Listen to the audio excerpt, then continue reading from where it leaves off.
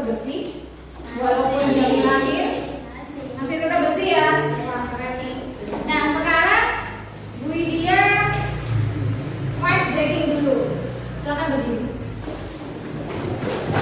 Satu, tidak tepuk. Yang terakhir, tepuk dua.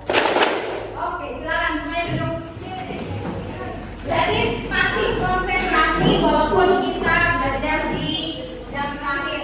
Ada orang tuanya yang di sini menjadi seorang petani? Ada. Siapa? Saya. Mas Hafif, Amanda, April. Oke, gak usah jadi petani ya. Kira-kira kamu mau gak sih melanjutkan pekerjaan mereka? Kenapa kok gak mau? Panas. Selain itu ya, keglowingnya kita akan berkurang. Apalagi, kenapa alasannya? Kenapa kamu gak mau? Gatel. Apalagi? Banyak ruginya. Apa yang rugi? Yang bikin rugi apa? Kalau panas, Kegiatan kan jadi potensi yang besar kan. Pertemuan sebelumnya kamu bahkan bilang kalau kita wilayah panen raya. Jadi kita tetap harus semangat ya. Jadi nanti kenapa Bu Widya tanya barusan pertanyaan kamu mau jadi apa ada, itu ada hubungannya nih sama manfaat kita belajar pada pertemuan kali ini. Jadi kamu nanti akan tahu kalau misalkan masalah-masalah yang kamu udah mau tadi, yang masalah panas apa lagi tadi, yang pupuknya susah, terus banjir ya, banjir bandang, terus panennya susah, itu nanti sebenarnya pemerintah itu ada solusi. Jadi meskipun ada hambatan, tapi pasti nanti akan ada solusinya. Itu materi kita. Tujuannya pembelajaran kita hari ini masih sama seperti pembelajaran pada sebelumnya. Widya akan menggunakan model problem based learning untuk belajar kita. Jadi nanti dengan pembelajaran kita hari ini, kamu dapat menganalisis hambatannya apa, pengembangan agrikultur di Indonesia, kamu bisa.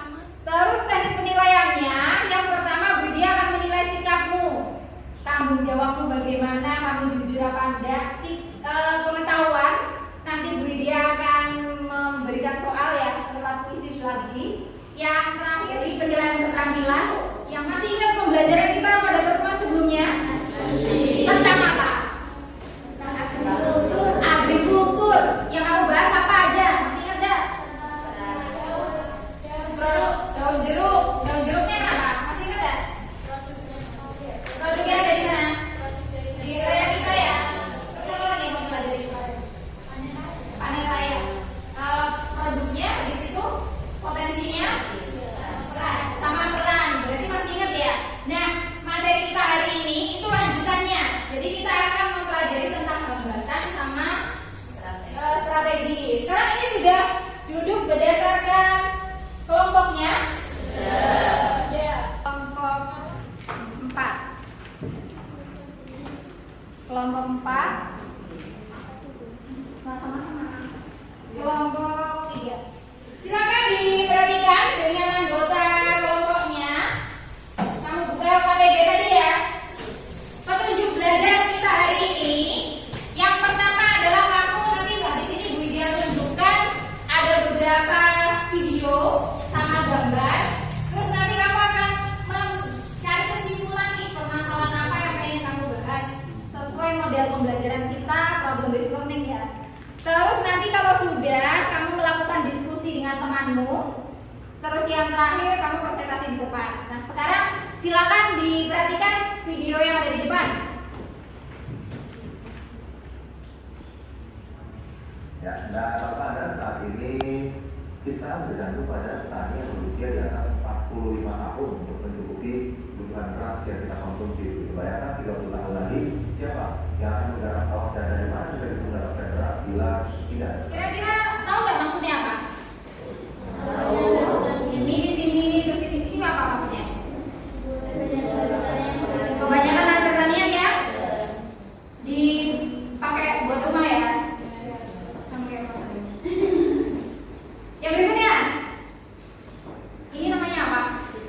Beda sawah. Apakah yang orang tuanya tadi, yang tadi angkatan orang tuanya petani, itu orang tuanya masih pakai gini atau sudah pakai traktor itu?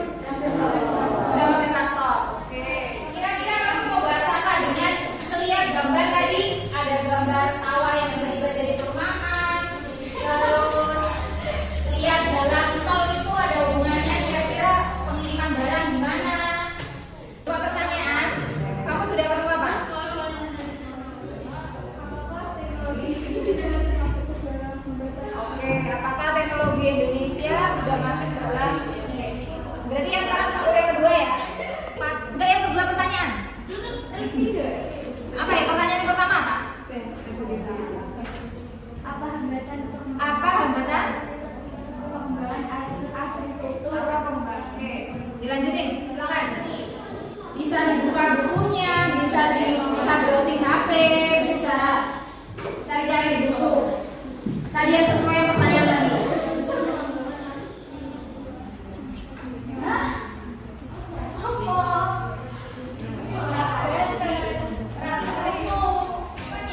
Sekarang silakan datanya diolah. Masih sederhana. Jawabannya diolah. Kamu tuliskan di LKPD nomor berapa?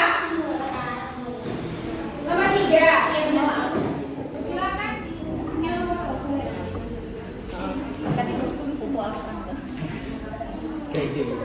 Sekarang silakan kamu menyusun bahan presentasi yang rencananya akan kamu tampilkan di depan. Sekalian dibagi nih, siapa yang jadi moderatornya, siapa yang bagian menjawab, siapa yang menanggapi. Sudah disiapin presentasinya? Oke, yang lain silakan dibagikan dulu. Assalamualaikum warahmatullahi wabarakatuh. Waalaikumsalam warahmatullahi wabarakatuh. Berkena besar sehingga akan merugikan petani. I. Alih fungsi lahan pertanian menjadi lahan pertanian. J. Kurangnya penyediaan benih yang bermutu bagi petani. Dari hasil diskusi kami, apakah ada yang ingin menanyakan? Bisa ada di sana Pak Putri? Perkenalkan, saya Putri Itia dari kelompok 4 ingin bertanya. Menurut kelompok kalian itu apa sih yang membuat menurunnya kontribusi agrikultur di Indonesia? Menurut kelompok kami, yaitu terbatasnya modal, penggunaan teknologi yang tergolong masih sederhana dan sangat dipengaruhi oleh musim. Dan sebagian besar penggerak ekonomi agrikultur hanya mengandalkan tenaga kerja keluarga. Contohnya sawah kakekku, yang ngerjain pas musim tandur dan panen. Kalau nggak ayahku ya pamanku. Ya, dari kami, Wassalamualaikum warahmatullahi wabarakatuh. Waalaikumsalam warahmatullahi wabarakatuh. Ada yang jelas mengenai kualitas dan keamanan pangan membuat konsumen juga membeli produk pertanian lokal. Dua tentang strategi pengembangan agrikultur. Apakah ada yang cara? Apa ke Mas Rafif? Silakan. Perkenalkan, saya Muhammad Azmi Rafif dari kelompok 1 ingin bertanya, mengapa kurangnya penyediaan benih padi yang bermutu bagi petani menjadi hambatan pengembangan agrikultur di Indonesia? Karena kurangnya penyediaan benih yang bermutu bagi petani, maka akan membangunkan petani untuk mendapat hasil panen yang berkualitas dan banyak. Akan mempresentasikan hasil diskusi kami adapun topik yang kita bicarakan mengenai hambatan dan strategi pengembangan agrikultur di Indonesia. Pertama, tentang hambatan pengembangan agrikultur di Indonesia. Eco-farming. Dua, distribusi pupuk secara merata. 3. Perbaikan irigasi. 4. Melakukan pembangunan dan perbaikan berbagai sarana pendukung sektor pertanian. Selanjutnya adalah sesi tanya jawab. Mungkin ada kelompok lain yang ingin menanggapi. Kelompok lain sama berdiri, Mbak Linda. Perkenalkan, saya Indra dari kelompok 3 izin bertanya. Nah, karena semuanya sudah menjelaskan berbeda ya, saya ingin tanya, jelaskan eco farming secara detail. Baik, terima kasih atas pertanyaannya. Eco farming itu jadi salah satu strategi agrikultur yang bertujuan buat menghasilkan sistem pertanian yang ramah lingkungan dan ekonomis. Contohnya, limbah peternakan sebagai pupuk organik tanaman. Yang kedua, sampah sisa pertanian bisa diolah dan digunakan untuk keperluan lain. Yang ketiga, penggunaan pupuk organik. Yang keempat, kegiatan pertanian dan perkebunan bisa dilakukan di lahan yang sama atau berdekatan. Demikian presentasi dari kelompok kami. Yang kedua, apa saja yang menjadi strategi pengembangan agrikultur di Indonesia? Eco farming, yaitu peningkatan sistem budidaya di sektor pertanian yang ramah lingkungan dan terintegrasi dengan kearifan lokal di setiap daerah di Indonesia. 2. Distribusi pupuk secara merata. Strategi yang kedua ini berupa distribusi pupuk secara merata di seluruh wilayah Indonesia. Langkah yang ditempuh dalam strategi ini adalah petani diminta menjumlahkan kebutuhan pupuk untuk kebutuhan tanamnya per hektar selama 10 tahun. Dengan cara ini, pemerintah akan dapat mengetahui kebutuhan pupuk selama 10 tahun hingga dapat menyediakan stok pupuk sesuai dengan kebutuhan petani. Perbaikan irigasi. Baik, dari hasil presentasi kami, apakah ada yang ditanyakan? Kelompok lain ada yang mau bertanya? Oke, silakan kelompok 2. Saya dimensikan dari kelompok 2 yang bertanya, kenapa strategi pengembangan agrikultur harus diubahkan? Baik, terima kasih atas pertanyaannya.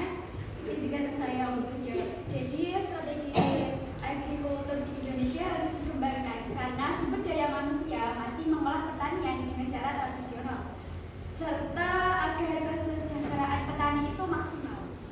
Kira-kira apakah analisis dari kegiatan kita hari ini berhasil? Dari kamu melihat video, dari kamu melihat gambar, terus tadi menanggapi temanku ketika ada temanku yang presentasi. Pembelajaran kali ini berhasil ya analisisnya? Berhasil. Kita jadi tahu masalah dan solusi dari pengembangan agrikultur. Ya, yang sebelumnya kamu nanti bakal apa namanya? Nggak mau tadi ya, nggak mau nerusin orang tua tadi ya. Padahal semua masalah itu pasti ada solusinya. Jadi strateginya apa aja? Eco farming. Tadi yang gambar mau tadi fungsinya apa sih? Iya, mempercepat. Saya tanya, bagaimana pembelajaran kita hari ini? Apakah kamu sudah berubah pikiran? Itu dia banyak sekali memberikan beasiswa biar para usia muda seperti kalian itu mau jadi petani. Karena kalau enggak, mungkin 10 tahun lagi nggak akan ada yang mau menggarap tani. Apa salah kita ya? Karena semuanya nggak mau jadi petani.